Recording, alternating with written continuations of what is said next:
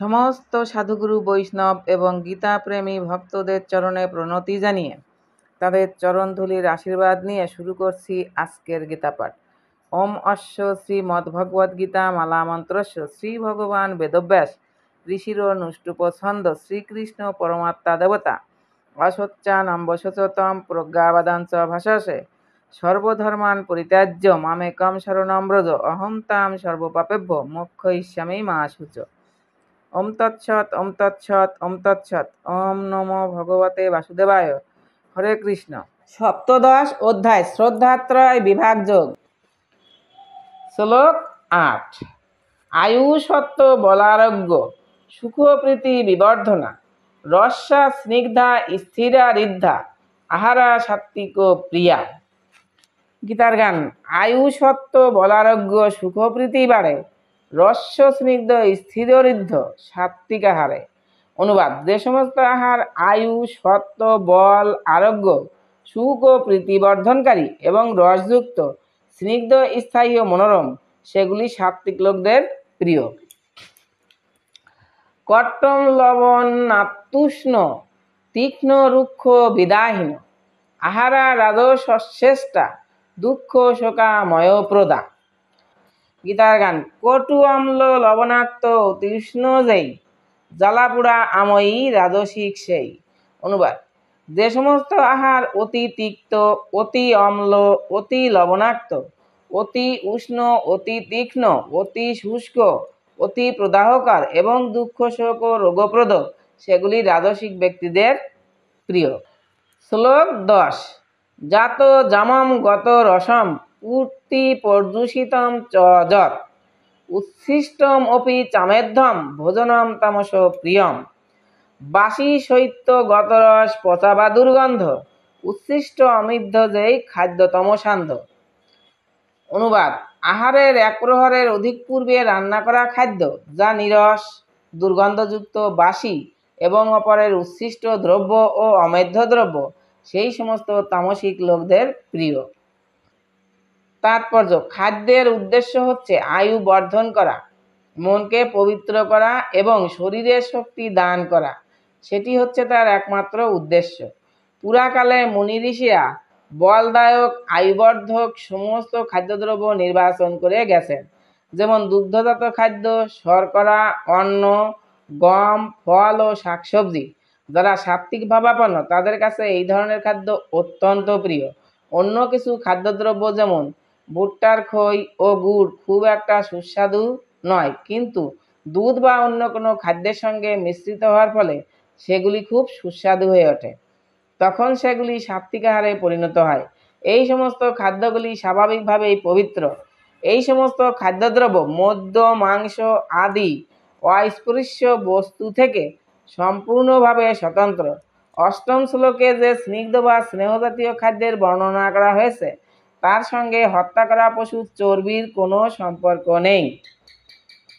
সমস্ত খাদ্যদ্রব্যের মধ্যে শ্রেষ্ঠ এবং সবচেয়ে আশ্চর্যজনক যে খাদ্য দুধ, তাতে যথেষ্ট পরিমাণে স্নেহ পদার্থ আছে। দুধ মাখন ছানা এবং এই জাতীয় পদার্থে যে পরিমাণ স্নেহ পদার্থ পাওয়া যায় তাতে আর নিরীহ পশু হত্যা করার কোনো প্রয়োজন থাকে না। শুধুমাত্র পাশবিক মনোবৃত্তির ফলেই এই সমস্ত পশু হত্যা হয়ে চলেছে। সভ্য উপায়ে স্নেহ পদার্থ পাওয়ার পন্থা হচ্ছে দুধ। নরপশুরাই কেবল পশু হত্যা করে থাকে। ছোলা, মটর, গম আদিতে যথেষ্ট পরিমাণে প্রোটিন বা অন্য সার পাওয়া যায়। রাজসিক খাদ্য হচ্ছে সেই সমস্ত খাদ্য যা তিক্ত, অত্যন্ত লবণাক্ত বা অতি উষ্ণ অথবা অতিরিক্ত শুকনো লঙ্কা মিশ্রিত, যার ফলে উদরে কফ উৎপন্ন হয়ে শ্লেষ্মা প্রদান করে এবং অবশেষে রোগ দেখা দেয়। আর তামসিক আহার হচ্ছে সেগুলি যা টাটকা নয়। যে খাদ্য আহার করার কম করে ৩ ঘন্টা আগে রান্না করা হয়েছে তা তামসিক আহার বলে গণ্য করা হয়, যেহেতু তা পচতে শুরু করেছে। তাই এই সমস্ত খাদ্য দুর্গন্ধযুক্ত। সেগুলি তমগুণ সম্পন্ন মানুষকে আকৃষ্ট করে, কিন্তু সাত্ত্বিক ভাবাপন্ন মানুষেরা তা সহ্য করতে পারে না। উচ্ছিষ্ট খাদ্য তখনই গ্রহণ করা উচিত যদি তা পরমেশ্বর ভগবানকে নিবেদিত হয়। অথবা তা যদি সাধু মহাত্মার বিশেষ করে গুরুদেবের উচ্ছিষ্ট হয়, তা না হলে উচ্ছিষ্ট খাদ্য তামসিক বলে গণ্য করা হয় এবং তার ফলে রোগ সংক্রামিত হয়। এই ধরনের খাদ্য তামসিক লোকদের কাছে যদিও খুব সুস্বাদু বলে মনে হয়, কিন্তু সাত্ত্বিক ভাবাপন্ন মানুষেরা এই ধরনের খাদ্য পছন্দ করে না, এমনকি স্পর্শ পর্যন্ত করেন না। শ্রেষ্ঠ খাদ্য হচ্ছে সেই খাদ্য যা পরম পুরুষোত্তম ভগবানকে নিবেদন করা হয়েছে।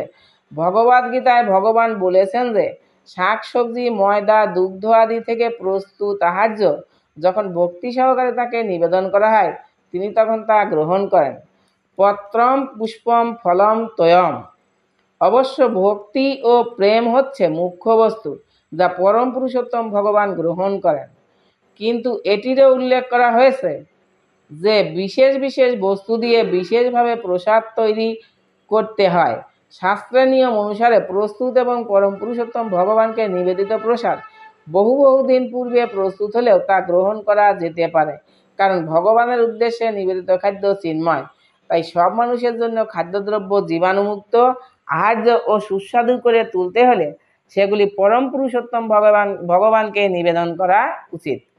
শ্লোক 11। অফলাকাঙ্ক্ষীবীর যজ্ঞ বিধিদিষ্ট য ইজ্জতে দ্রষ্টব্যমে বেতি মনো সমাধায় সাত্ত্বিক। গীতার গান। অফলাকাঙ্ক্ষী যে যজ্ঞ বিধিমতো হয়, কর্তব্য যে মনে করে, সাত্ত্বিকই সে কয়। অনুবাদ। ফলের আকাঙ্ক্ষা রহিত ব্যক্তিগণ কর্তৃক শাস্ত্রের বিধি অনুসারে অনুষ্ঠান করা কর্তব্য। এভাবেই মনকে একাগ্র করে যে যজ্ঞ অনুষ্ঠিত হয় তা সাত্ত্বিক যজ্ঞ। তাৎপর্য: সাধারণত মানুষ কোনো ফলের আকাঙ্ক্ষা করে যজ্ঞ অনুষ্ঠান করে, কিন্তু এখানে বলা হয়েছে যে কোনো রকম ফলের আকাঙ্ক্ষা না করে যজ্ঞ অনুষ্ঠান করা উচিত। কর্তব্যবোধে আমাদের যজ্ঞ করা উচিত। মন্দির ও গির্জাগুলিতে যেভাবে সমস্ত আচার অনুষ্ঠান করা হয় তা সাধারণত অনুষ্ঠিত হয় জড়জাগতিক লাভের উদ্দেশ্যে, কিন্তু তা সাত্ত্বিক ভাবাপন্ন নয়। কর্তব্যবোধে মানুষের মন্দিরে বা গির্জায় যাওয়া উচিত এবং পরম পুরুষোত্তম ভগবানকে শ্রদ্ধা নিবেদন করা, পুষ্পাঞ্জলি নিবেদন করা ও নৈবেদ্য নিবেদন করা উচিত। সকলেই মনে করে যে কেবল ভগবানের আরতি করার জন্য মন্দিরে গিয়ে কোনো লাভ নেই, কিন্তু অর্থ লাভের জন্য ভগবানের উপাসনার কথা শাস্ত্রে অনুমোদিত হয়নি। ভগবানের শ্রী বিগ্রহকে শ্রদ্ধাঞ্জলি নিবেদন করার জন্যই সেখানে যাওয়া উচিত। তার ফলে মানুষ সত্ত্বগুণে অধিষ্ঠিত হয়। প্রতিটি সভ্য মানুষের কর্তব্য হচ্ছে শাস্ত্রের নির্দেশ পালন করা এবং পরম পুরুষোত্তম ভগবানকে শ্রদ্ধা নিবেদন করা। শ্লোক 12। অভিসন্ধায় তু ফলম দম্ভার্থমপি চৈব যৎ ইজ্জতে ভরতশ্রেষ্ঠ তম যজ্ঞম বিধি রাজসম। গীতার গান। মূলে অভিসন্ধি যার আকাঙ্ক্ষা ফলেতে রাজসিক যজ্ঞ হয় দম্ভের সহিতে। অনুবাদ। হে ভরতশ্রেষ্ঠ, কিন্তু ফল কামনা করে দম্ভ প্রকাশের জন্য যে যজ্ঞ অনুষ্ঠিত হয় তাকে রাজসিক যজ্ঞ বলে জানবে। তাৎপর্য: কখনো কখনো স্বর্গলোক প্রাপ্তির জন্য অথবা কোনো জাগতিক লাভের উদ্দেশ্য নিয়ে যজ্ঞ ও বৈদিক আচার অনুষ্ঠান করা হয়। এই ধরনের যজ্ঞ বা আচার অনুষ্ঠান রাজসিক বলে গণ্য করা হয়। শ্লোক 13। বিধিহীনম অসৃষ্টান্নম মন্ত্রহীনম অদক্ষিণম শ্রদ্ধা বিরহিতম যজ্ঞম তামসম পরিচক্ষতে। গীতার গান। বিধি অন্নহীন নাই মন্ত্র বা দক্ষিণা, শ্রদ্ধাহীন যজ্ঞ সেই তমসাচ্ছন্না। অনুবাদ। শাস্ত্রবিধি বর্জিত, প্রসাদান্ন বিতরণহীন, মন্ত্রহীন, দক্ষিণাবিহীন ও শ্রদ্ধারহিত যজ্ঞকে তামসিক যজ্ঞ বলা হয়। তাৎপর্য: তমগুণে শ্রদ্ধা হচ্ছে প্রকৃতপক্ষে অশ্রদ্ধা।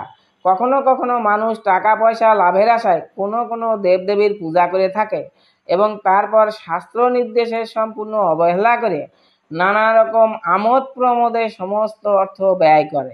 এই ধরনের আড়ম্বরপূর্ণ লোক দেখানো ধর্ম অনুষ্ঠানকে কৃত্রিম বলে অভিহিত করা হয়। এই সমস্তই হচ্ছে তামসিক। তার ফলে আসরিক মনোভাবের উদয় হয় এবং মানব সমাজের তাতে কোনো মঙ্গল সাধিত হয় না।